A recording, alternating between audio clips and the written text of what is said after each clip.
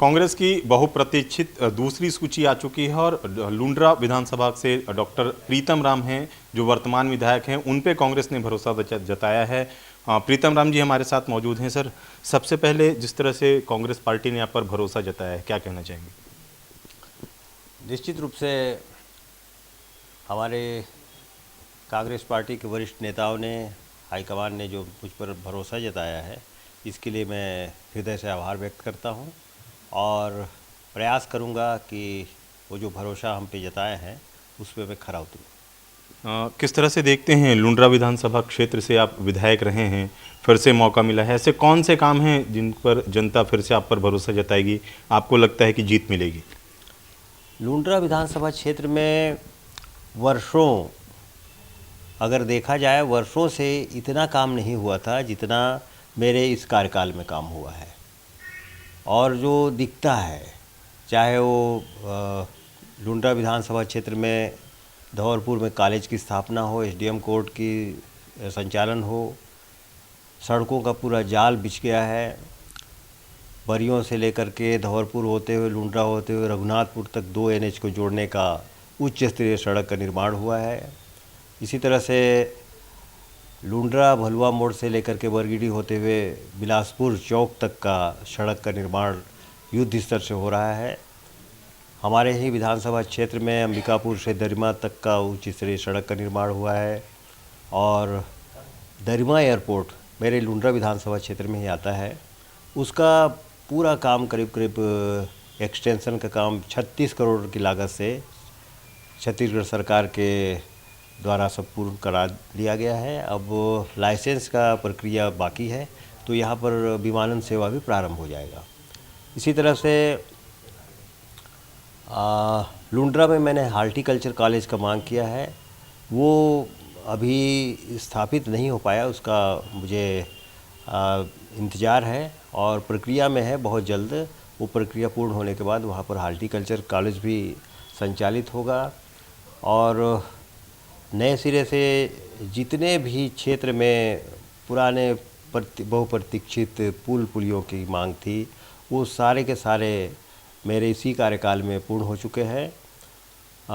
लखनपुर क्षेत्र में तिरकेला ब्रिज 11 करोड़ से वो पूर्ण हो चुका है। आरगोती के पास एक ब्रिज 14 करोड़ का वो बनने जा रहा है। और लुंड्रा में पूरे क्षेत्र के लोगों का एक बहुत ही ज़बरदस्त मांग था कि वहाँ पर एक सहकारी बैंक का शुभारंभ हो। वो बैंक भी खुल गया है और पूरे 38 ग्राम पंचायत के लोगों का वहाँ पर लेन देन होता है और निश्चित रूप से पूरे क्षेत्र के लोग वहाँ खुश हैं। सर, जिस तरह से आपने विकास की बात बताई, भाजपा ये आरोप लगाती रहती है कि लुंड्रा में परिवारवाद हावी है, परिवारवाद के कारण क्षेत्र का विकास वंचित हो गया है, विकास जो होना चाहिए था वो लुंड्रा नहीं कर पाया। जो आरोप लगाते हैं वो स्वयं ही बाहर के हैं। अगर लुंड्रा के होते तो उनको सब पूरा जानकारी होता कि लुंड्रा में हमारे परिवार के अतिरिक्त वहाँ आसन राम जी हैं, वो विधायक रहे, भोला सिंह जी 3 बार के विधायक रहे, चिंतामणि महाराज 1 बार विधायक रहे, विजयनाथ सिंह विधायक रहे और राम किशन जी वहाँ के विधायक रहे। आत्माराम इंगोले उस क्षेत्र से विधायक का दायित्व निभा चुके हैं। बहुत सारे लोग हमारे परिवार से बाहर के बहुत सारे लोग प्रतिनिधित्व किए हैं। वो उनका सिर्फ आरोप लगाना है और जानकारी भी नहीं रहता है। जानकारी भी कैसे हो सकती है, वो उस क्षेत्र से उनको कोई सरोकार ही नहीं है, कोई ताल्लुक़ ही नहीं है, बाहर के व्यक्ति हैं, उनको मालूम नहीं है, इसलिए इस तरह का आरोप लगाते हैं। सर, भाजपा के जो आपके अगेंस्ट में जो प्रतिद्वंदी हैं, प्रबोध मिंज हैं, 2 बार के महापौर रह चुके हैं अंबिकापुर क्षेत्र में, अब भाजपा ने उन्हें मैदान में उतारा है, कितना प्रतिस्पर्धा मानते हैं? कोई प्रतिस्पर्धा नहीं है। क्षेत्र की जनता भली भांति जानती है कि बाहर का व्यक्ति आकर के 2-4 दिन या महीने भर चुनाव का लड़ाई लड़ेगा, इसके बाद उसका लुंड्रा विधानसभा क्षेत्र के मुद्दों से, वहाँ के कार्यकर्ताओं से, मतदाताओं से कोई लेना देना नहीं है। तो इस बात को भली भांति जानती है और लुंड्रा विधानसभा क्षेत्र के जनता बहुत ही जागरूक हैं और लुंड्रा विधानसभा क्षेत्र हमेशा से कांग्रेस का गढ़ रहा है, तो कहीं पर कोई प्रतिस्पर्धा वाली बात नहीं है।